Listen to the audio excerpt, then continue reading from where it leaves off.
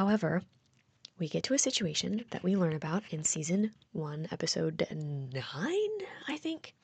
And this is where it becomes very obvious that not only is Aegon abusive, but Aemond is a victim of sexual assault.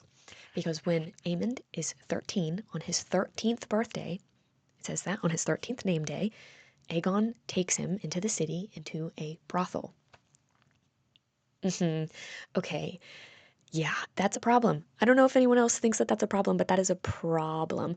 And before we get very much further, we do have to talk about the whole, it's part of the, like, it's one of the times, it's the times, referring to TV shows like this generally are influenced by medieval society, and people in medieval society got married younger, so they had sex younger, and maybe it just wasn't that big of a deal.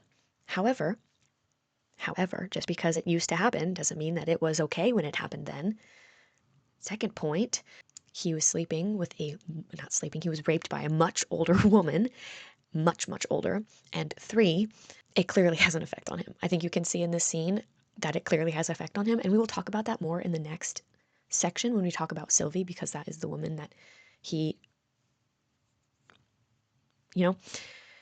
but Aegon is the main perpetrator in this scene. Aegon is the one that takes him there. The assumption is that Aegon is the one that buys the woman for him. Aegon is there when it happens.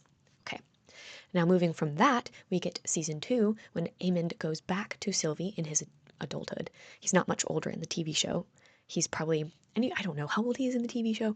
In the book, as far as I can recall, he is 16 during the Dance of the Dragons. So this whole situation, I don't know if that's how old they want him to be in the TV show, but he is nowhere near. He cannot be older than like 20. Otherwise, the timeline doesn't make any sense. So he's still either a boy or a young man, and he returns to this woman in a moment of vulnerability. And he's like laying with her. He's naked, and he's laying with her.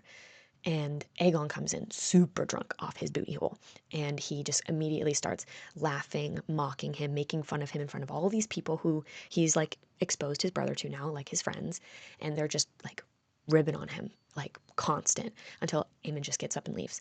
So that humiliation is something that I think we are meant to see as a constant in Aemond's life, specifically from Aegon, and we can see that in the pink dread situation when he was young. He was probably about 10, maybe, when that situation happened.